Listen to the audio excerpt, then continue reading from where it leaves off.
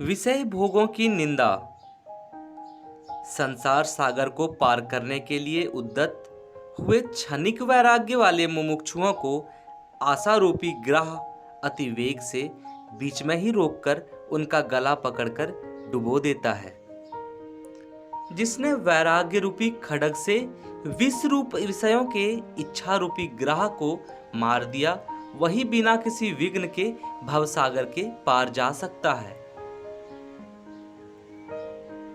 अर्थात वे कहते हैं कि वे जो मुमुक्षु हैं, जो उद्यत हुए हैं मुक्ति के लिए, उन्हें विषय वासनाएं अति वेग से बीच में ही रोककर उनका गला पकड़कर डुबो देती है। यदि आप वैराग्य रूपी खड्ग से यानी कि वैराग्य से इन विषरूपे विषयों का त्याग कर सकते हैं, इसे मार सकते हैं, तो बिना किसी विघ्न के आप भवसागर को पार कर सकते हैं।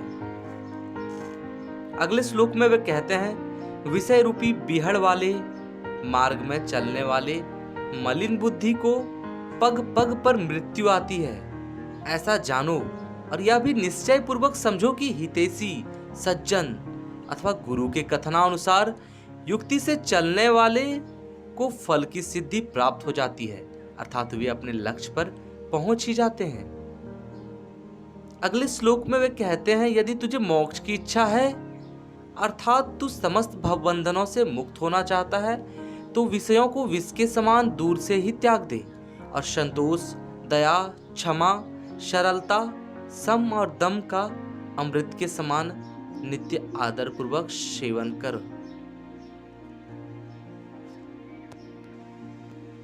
ये जितने भी सारे श्लोक थे वे विषय भोगों को निंदा करते हैं। वे कहते हैं कि यदि मुमुक्षु जो ये आकांक्षा रखते हैं कि मुक्ति हो, तो उन्हें वासना रूपी विषय रूपी मगरमच्छ अति वेग से बीच में ही पकड़कर उनका गला पकड़कर उन्हें डुबो देते हैं संसार में, इस माया के हाथों। मगर यदि वे वैराग्य रूपी खड्ग का सहारा लेते हैं तो वे धीरे धीरे सारे विघ्नों को पार करके अंत में स्व की स्थिति तक पहुंच जाते हैं। यदि मोक्ष की इच्छा है तो समस्त भवबंधनों से मुक्त होना चाहता है, तो विषयों को विष के समान त्याग दे और संतोष, दया, क्षमा, सरलता, शम और दम का अमृत के समान नित्य आदरपूर्वक सेवन करे। अगले वीडियो में हम देखेंगे देह आसक्ति की निंदा। धन्यवाद।